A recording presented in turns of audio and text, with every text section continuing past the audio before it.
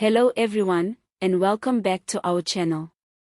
If you're new here, don't forget to hit that like button, subscribe, and drop your thoughts in the comments, because today's story dives deep into the secretive world of South Africa's evolving political undercurrents.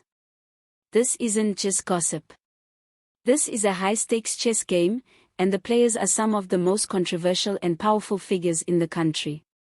In a candid revelation that's already stirring political intrigue, MK Party figure Mary Phadi has pulled back the curtain on a series of private meetings involving former President Jacob Zuma, his daughter Duduzile Zuma-Sambudla, and the former Public Protector Busisiwe Mkhwebane.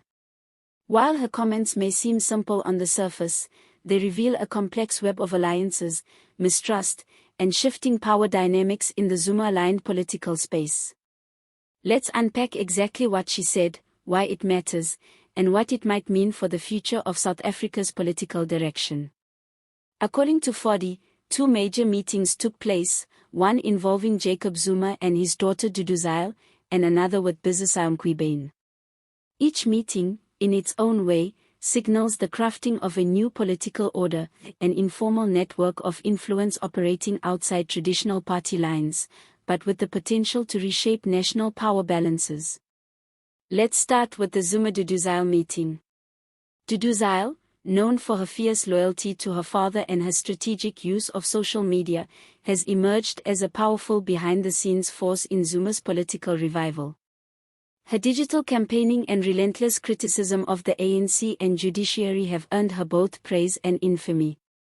When someone like Mary Phadi, an insider in the MK Party, confirms that strategic discussions are happening behind closed doors with Zuma and his daughter, the implications are clear. This isn't just a family catch-up. It's a political war room. A space where campaign directions are plotted, messaging is crafted, and alliances are cemented. Phadi's revelation confirms what many already suspected, that Zuma's comeback is not just symbolic. It's a carefully coordinated movement, with trusted lieutenants like Duduzile playing integral roles.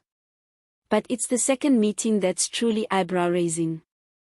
Phadi says she also met with Busisiwe Mkhwebane, alone. And this is where things take a more complicated turn. Mkhwebane, once South Africa's public protector, fell from grace after a stormy term that ended in impeachment. Her tenure was marked by controversial findings, battles with ministers, and a fierce court battle with the presidency. Now, with her impeachment still fresh in the public mind, her quiet re-emergence into political spaces has many asking, what role is she playing now? What's particularly revealing is how Phadi refers to her, not as comrade, but strictly as the public protector. It might seem like a small thing, but in South African politics, titles matter. That choice of words suggests something deeper, a kind of professional distance, or perhaps even mistrust. In a world where loyalty is currency, Phadi's choice of language may signal that Mkhwebane is seen not as a trusted political ally, but as a wildcard, potentially useful, but not necessarily one of them. So, why does this matter? It matters because these figures, Zuma, Duduzile, Mkhwebane, represent a faction of South African society that feels betrayed, isolated, and determined to reclaim power by any means necessary. These are not just individuals. They're nodes in a growing network of anti-establishment voices, mobilizing under the banner of the MK Party, and trying to realign the nation's political future. And make no mistake, the MK Party is not a fringe player anymore.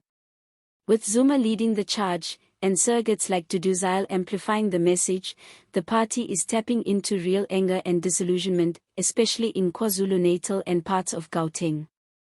Add to that the presence of Busisiwe Mkhwebane, who may be seeking political redemption, and you start to see a potent mix of legal muscle, grassroots mobilization, and media strategy all working in sync.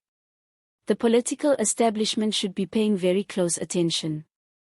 And yet, the most striking aspect of all of this may be just how informal these power plays are. There are no press conferences. No party manifestos. Just whispered meetings in quiet rooms, people talking behind the scenes, making moves that could eventually reshape governance in South Africa. Some may say this is just gossip. But history tells us that some of the most impactful political revolutions began in hushed voices and private gatherings. Now, let's zoom out. This entire situation underscores a broader question about South Africa's political direction. Are we entering an era where official titles matter less than social media influence? Where power shifts from institutions to personalities?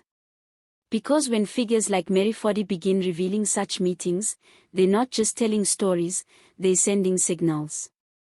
Signals to supporters. Signals to opponents. Signals to the broader public that something is shifting. That a new axis of power is forming. Jacob Zuma has already defied every expectation placed on him, from his legal woes to his so-called retirement. His daughter is crafting a media machine. Mkhwebane is angling for a second act. And now, Mary Phadi has placed herself squarely at the center of it all with just a few carefully chosen words. So what happens next? That's the real question. Will the MK party capitalize on these informal power structures and expand its base? Will Duduzile continue to be the digital voice of this insurgent movement? Will Mkhwebane align formally with the party, or remain a free agent in the political wilderness?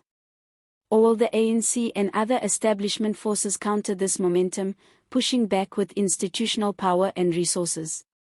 South Africa is at a crossroads, not just politically, but ideologically. These secret meetings, these whispered alliances, they may very well be laying the groundwork for the next phase of our democracy, a phase marked by defiance, reinvention, and power from the shadows. Only time will tell if these players can turn backroom strategy into real influence. But one thing is certain, they've already shifted the narrative. And now, the entire country is watching. Thanks for tuning in. Don't forget to like, subscribe, and let us know in the comments, do you think Zuma, Duduzile, and Mkhwebane are forming a real political force? Or is this just smoke without fire? See you next time.